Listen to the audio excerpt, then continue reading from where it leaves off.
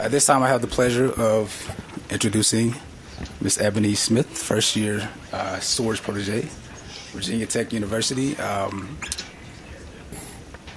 And one interesting fact about her, other than the fact that we both like Frosties from Wendy's, she does not have a zodiac sign. Is that correct? That's correct. It's all yours.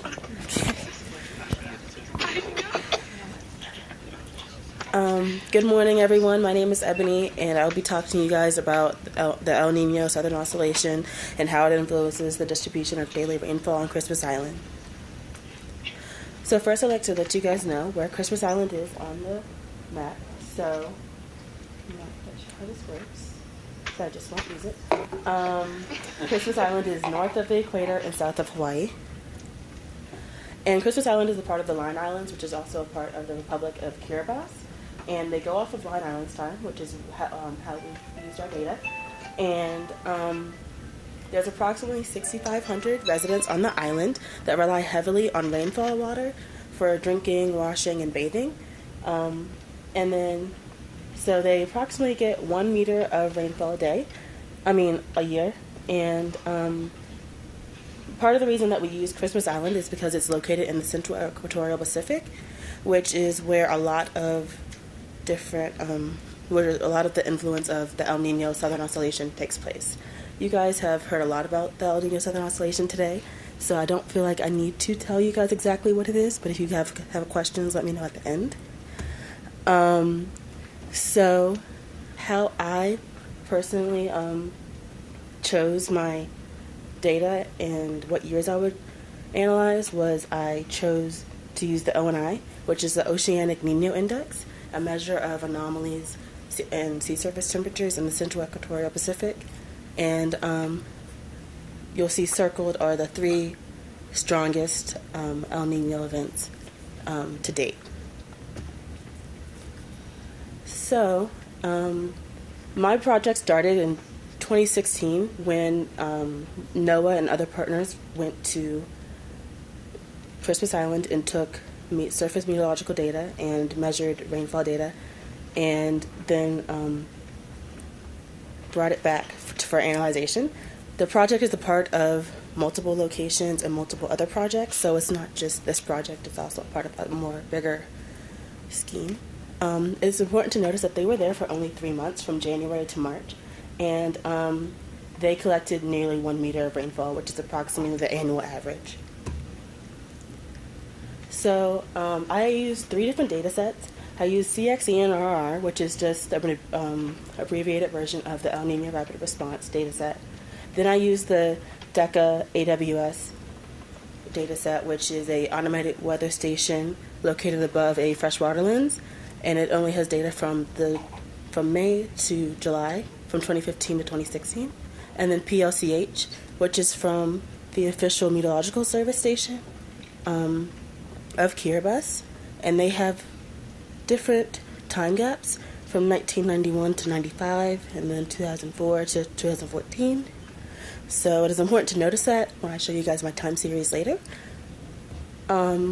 So my project focused a lot on plotting histograms and plotting time series to really get how and observe how rainfall is distributed on the island.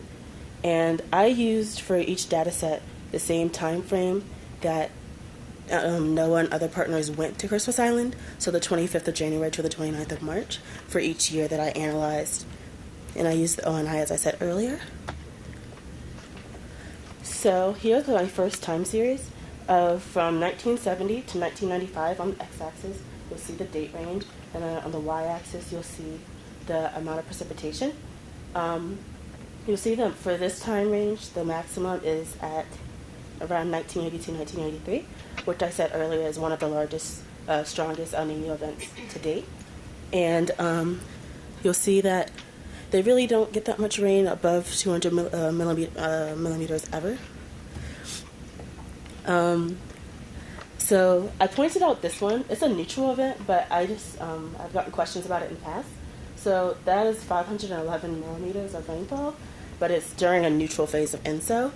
And I circled the 2016 date range because that's where we're analyzing part of the data. And then the time gaps I mentioned earlier. Okay, so here there is a histogram of the daily distribution, the daily rainfall distributed on Christmas Island during a neutral phase of ENSO. How I chose the neutral years is I looked at the O&I for those years, and for the 3 months from January to March, it had to be consistently either a neutral phase, ENSO phase, El Nino phase, or La Nina phase. So for this one, it was all 3 months from neutral.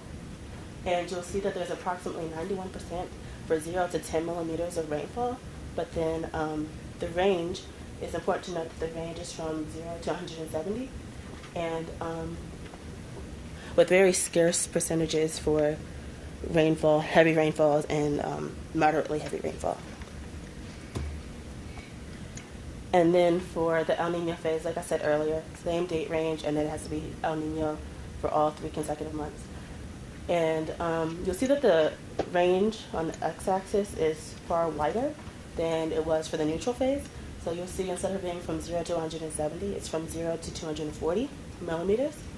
And that's a higher probability for heavy rainfall. And then you'll see that the probability for 0 to 10 millimeters, or very little amounts of rainfall, is even lower. And you'll see that probabilities for rainfall anywhere above is higher than any other phase. And then for the La Nina phase, you'll see that the probability for very little rainfall is even higher than neutral phase or the El Nino phase. For La Nina, you'll see that it's approximately 95% chance for 0 to 10 millimeters, and then the probability for heavy rainfall or even moderately heavy rainfall is not existent. So, my results show that the maximum rainfall amount for El Nino was 230.8 millimeters. And then for La Nina, that's approximately 20% of the 230 millimeters, so the 46.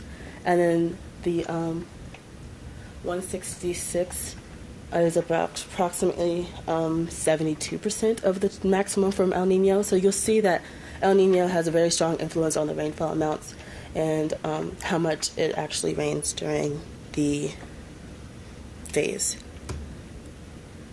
So in summary, what I just said is that there's more rain during El Nino, less rain during La Nina, and wider range during an El Nino phase, higher probabilities from larger amounts of rainfalls during the El Nino phase, and the opposite for La Nina. Future work includes looking at the analysis that I did and repeating it with reanalysis products, rainfall observations and, through satellite, and climate model simulations. I would like to say thank you to everyone who has supported me this summer, and I greatly appreciate everyone's support and guidance. I will now take any questions.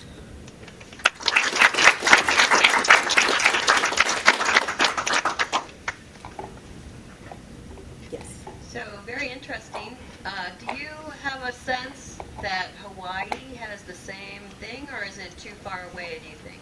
I did not look at any data from Hawaii, so I don't feel like I can answer that question. Just trying to figure out if I should go to Hawaii during the El Nino or not.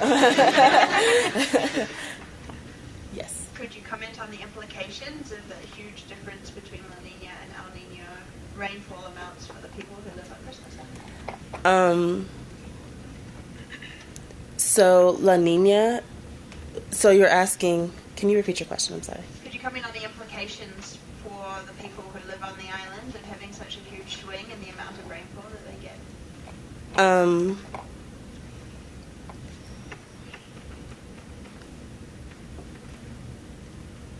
So with La Nina, since they do get a drastically less amount of rainfall, the project's its societal impacts of the project are that you're able to hopefully take this data to the Republic of Kiribati and them being able to like come up with a implementation plan for situations where El Nino is in effect or La Nina is in effect. I do not know how it affects them directly though. Okay, thank you.